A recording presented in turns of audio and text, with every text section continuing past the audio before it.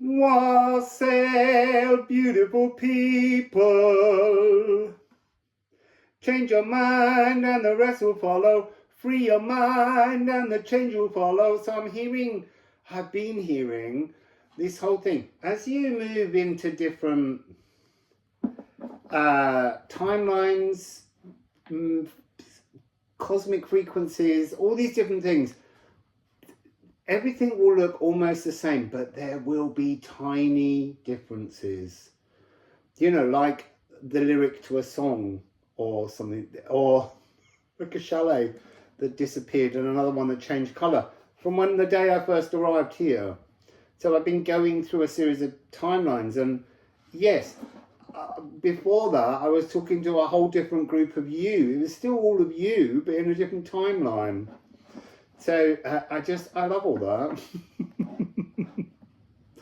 So yeah, lyrics to songs may shift, is what I'm saying, and I've had so much music, unbelievable amount of music going through, because it's trying almost to use song and music to express and anchor us into new timelines. Yeah, I don't need to sing the songs, but there's been so many, and some of them have been so beautiful to sing, and some of them have been so kind of like, where's that coming from? So let's just settle in. Oh, so look, free your mind and the change will follow. So break patterns, observe patterns in you. So look, I have a pattern which is probably one of my longest held ones, which is I like 2 cups of coffee in the morning, and I would never have coffee after midday. And I've had my 2 cups of coffee this morning, and just now I thought, I really fancy another coffee. And I'm like, but you're not allowed one. I'm like, I can do anything I want. So I started making another coffee, and I warmed up enough oat milk for 2. So I'm doubling up today, and it is important to have these pattern breaks. So I'll just have a little sip of that second coffee. Third coffee. It's a third coffee. See, look, that's a pattern in my head. It's my second coffee. It's my third. And I'm going to have a fourth when I finish this reading. It's going to be like that. But maybe I won't, because that is something I tell myself is going to happen.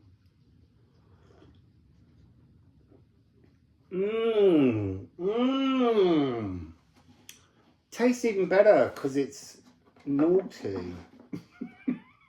So look, who has a message for us? Who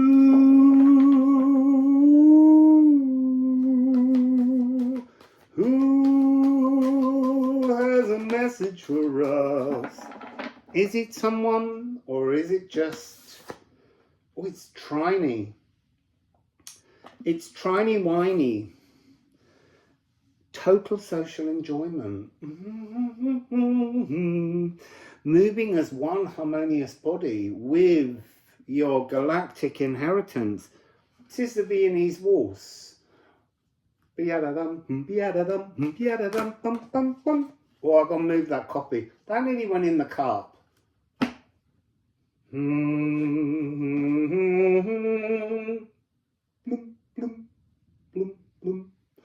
So, see, I'm seeing Trine, and yeah, my brain's going, what about Trish Trash Polka? Trash. You got to throw away to create the new. So, face up, Janus faced, Capricorn, Primal Screamer Creation, Pure Hellborn Joy. This, I feel like this is referencing the party coming on the 6th.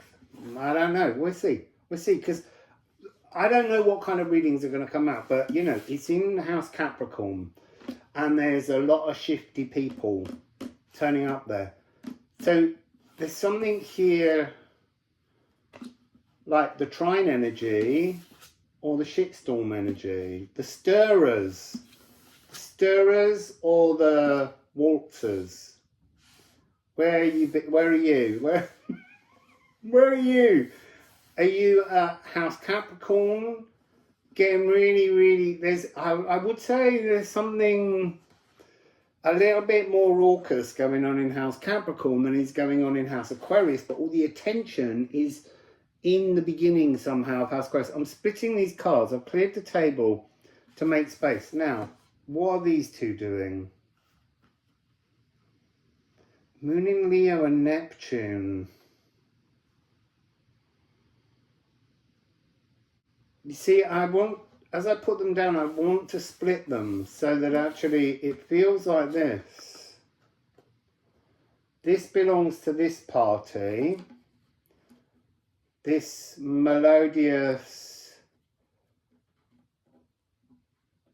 It's really interesting. You see, I'm picking up this energy that, yeah, look at them all in their finery, but there's something else underneath them. That's an illusion. And then over here, look at these, all drunk and drugged up and partying in their own little fog. But there's something of a deeper, mystical experience going on in that party. Let's get a couple of ceramics on the different ones. Let's start with the Capricorn party. So what have we got? Ing, Water Meadow,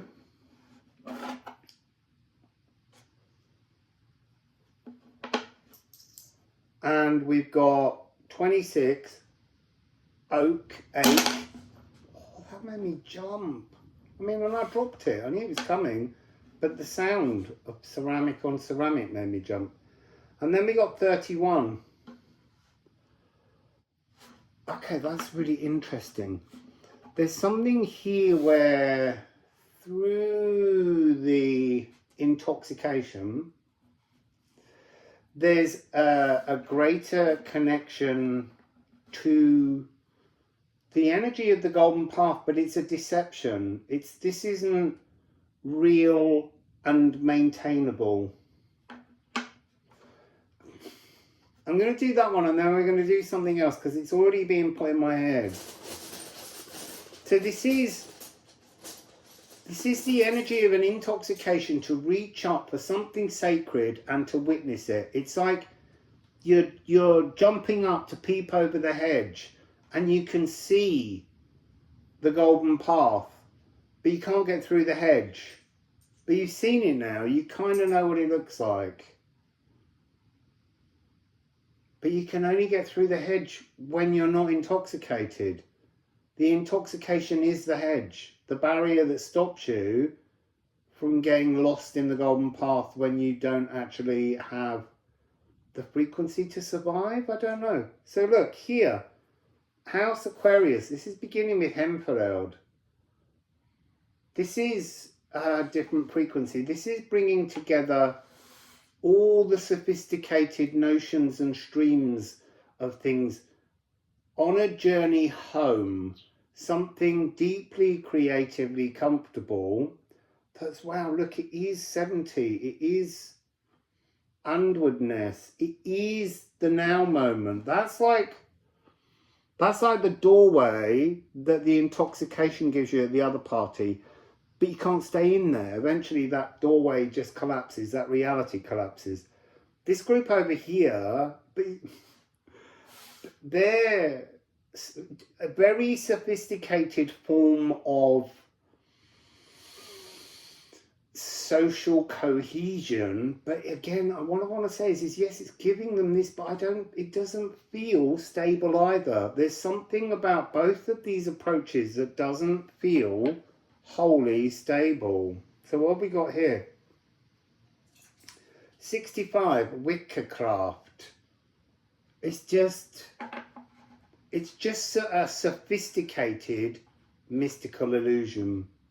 What's going on in both parties, whether you're in all your finery, with all your manners and all your etiquette and all your sophisticated notions of how you reach nirvana, it's no different to the way in which the debauchery of this side is also reaching nirvana. It's not real. It's glimpsy. I don't even know what that word is. Let me have some more coffee. I'm liking this. I need to just calm into that notion that, because I don't know any of this about this party. All I know is I observe these being two very important houses in terms of Pluto slipping from one to the other.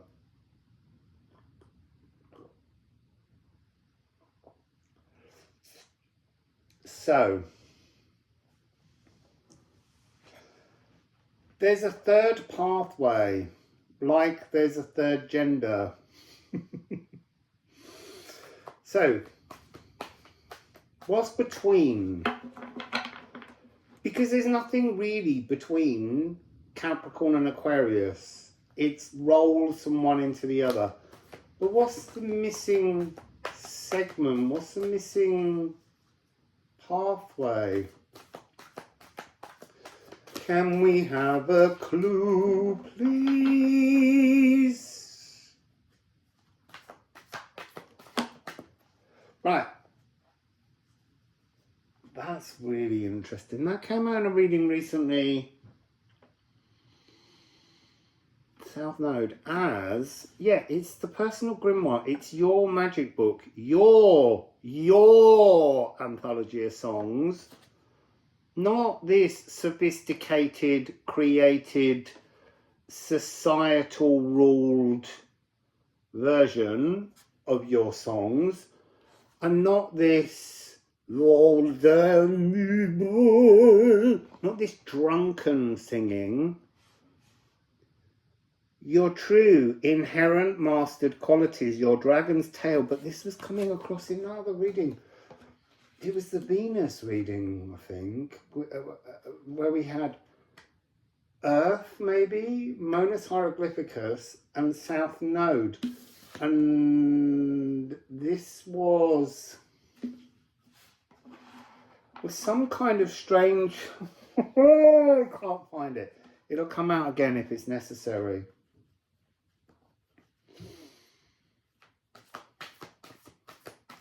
Right, come on. I need some more. I need to understand. Okay, so we've got two cards, and I'm immediately seeing 444. But it's a 444 Jupiter trap that that's really hard to unpick. Antimony, again, this is Venus turned on its head. But this is also the energy 67. If you add 6 and 7 together, you get 13. So there's a divine inspiration, and it's house 4 shaping. 1 and 3 is 4. So we got 4, 4, and then we got this square that's got the 4. But this is a 5, 9. So that's a 14 and a 5. So 5 and 4 is a divine 9.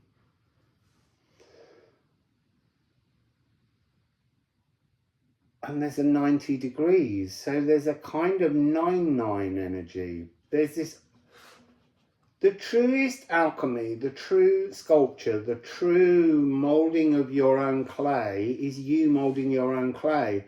It's not this. That's fun. That's gorgeous. It's not this. This is fun. This is gorgeous. There's no need, there's no point in denying the pleasure of either of those parties, but to truly see over the wall, it's a hidden inner Jupiter trap puzzle. Let's get some rune ceramicus on this. Let's get some runus ceramicus. So here, 15, Elks. I'm sensing Elks is upper ancestral. Like there's an encouragement, there's a calling, but you have to undo something within, because it is your family songbook resonating beneath everything. Björk. See, now that's coming across then as they're singing, and then your ancestors are singing down a genetic cellular line, and they're like down your root, down the roots of your family ancestry, and they're little blobs that can send up new growth all the way down there. But you're wanting actually to connect with this root and send up the growth ahead of where you currently are. And then we have Fail, the fire, the aether, creation aether that's in there. Them, with this elks, they're almost singing a louder song to put you in. They're the kite. They're putting you into a bubble to free you from your ancestral bloodline and draw you past the barrier of the current Yggdrasil tree of thoughts that you can't move past, this now moment, both this debauchery and this sophistication that you're playing through and wandering through, Chiron frequency, bestial and then refined, because neither of those things are the key. The key is within you and your own uniqueness, your own divine frequency. So let's get some Liffruma. I want to get one card for each of these piles. Seriously, this one will not go away. That one's middle. It has to be. It has to be the truth of your true frequency. Wakened. It's watching you. Your truth is watching you because it's your divine self.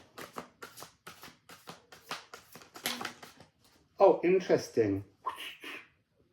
So the debauchery is the future. You see, there's something, oh, you see, look, I didn't notice that either. We've got this energy in both forms. Again, that energy of turning something upside down, the divine frequency. So, you see, I am hearing your future's debauched, but not, oh, it's so difficult. It's like both of these energies, I haven't turned those ones yet, but both of these frequencies, both the debauched party and the sophisticated party, are part of your future.